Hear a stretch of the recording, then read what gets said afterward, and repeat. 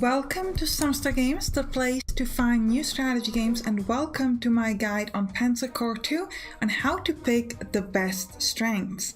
Now I do want to point out that I'm making this video after playing the preview build, so there might be some changes by the time the game is fully released. So let's get into it.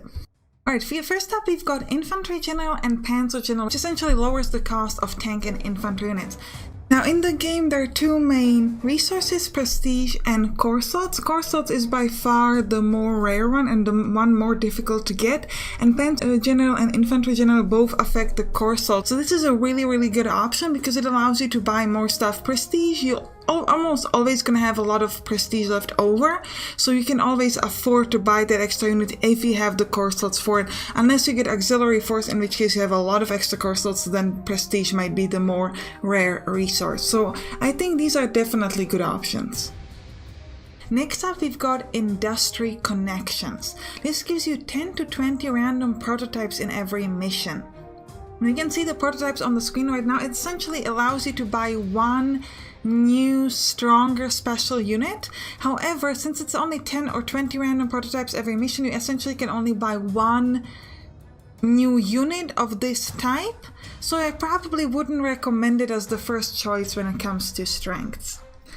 Liberator, plus 50% prestige for capturing flags. Again, prestige is not a rare source in this game so far, but if you're using auxiliary force it will be. So taking things like Liberator combined with auxiliary force and then something like Panzer or Infantry General could be really helpful because you could have a huge amount of really strong units. Next up we have Deep Recon. Map around all permanently objectives is permanently revealed. This could be useful if you're gonna take the fear of the unknown weakness, which does not allow you to move through a fog of war. When it comes to primary objectives, they're essentially always protected by the enemy AI, and I would say usually based on what kind of objective it is you can guess the general strength of that, so I wouldn't say that this is something that you necessarily need. Operational Initiative. On the first 3 turns of every battle, all units get an initiative bonus +3, +2, and +1 respectively. I wouldn't recommend this one. Why not? Well, if you're gonna use mass attacks, what mass attack does, it allows you to go first before the enemy, no matter what the initiative is. So using things like mass attack allow you to completely ignore operational initiative. Even if you were to use it, it's only for the first 3 turns. Usually mission has like 20 turns total, so it's really a little over 15% of the time that you get the benefit, so I wouldn't recommend this one. Master of Blitzkrieg. All tanks get +1 movement and cross minor rivers. This is actually quite good. The extra movement can be useful because it could allow your tank to kind of move around and maybe encircle the enemy. Moving through minor rivers easier could also be quite helpful, so I think this is an interesting one. Battle Academy is fantastic, plus 25% experience growth rate, very good if you're not taking the Green Army. So this is really good in getting experience. Auxiliary Force, finally we're going to get to the point that I've been talking about a lot. Gets additional auxiliary slots in every battle equal to 50% from available Corps slots. This is absolutely huge. For example, on the first mission you have 36 Corps slots total. This gives you additional 18, which is essentially, let's say, 4 tanks, for example. So this can be really powerful. Now if you take it, it does mean that you have more slots than prestige. One thing to remember with auxiliary force is that these new units, they do not move from map to map. So these are units that you don't really mind if they die. You don't care because you're not going to get them on the next map. You don't need to try to focus on leveling them up and stuff like that, so you only want to use basic replacement, if any. You definitely don't want to use elite replacement on them. Keep kind of that in mind. I would recommend using maybe camouflage to point out which of these are auxiliary, so you know that if you have to do some sort of dangerous maneuver, take the auxiliary units first instead of your core ones, because you don't mind if they die off. Next up we've got Trophies of War.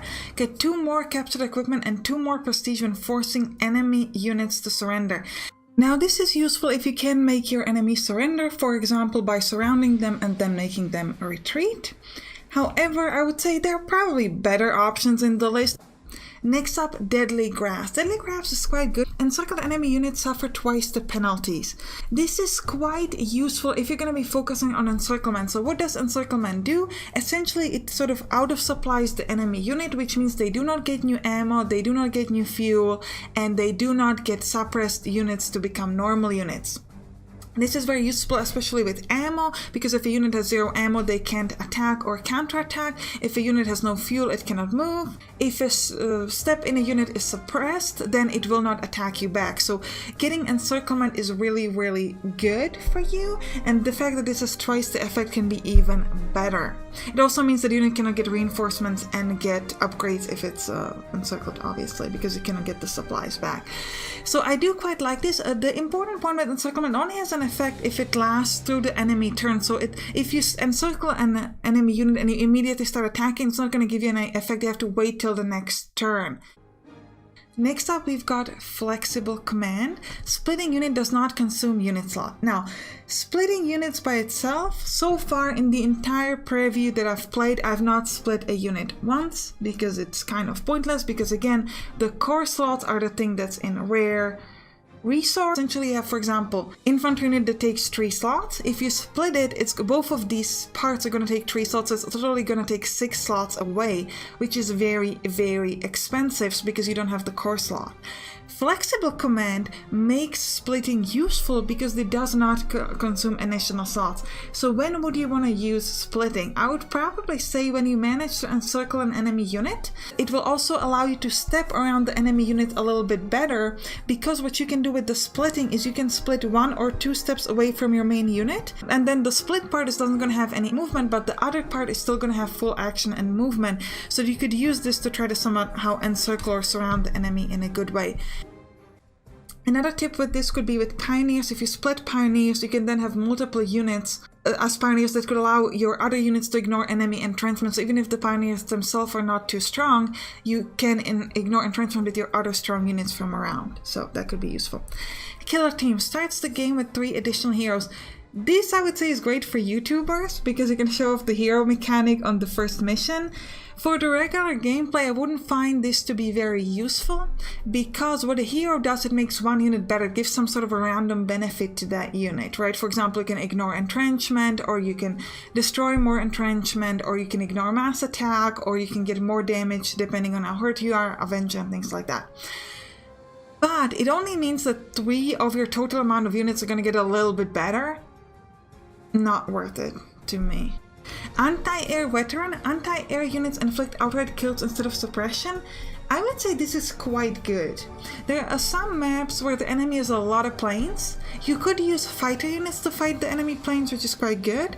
But if you don't have those, or you would just prefer to get the anti-air, which you can switch to anti-tank if you need to do some damage on the ground, I would say this would be very, very useful.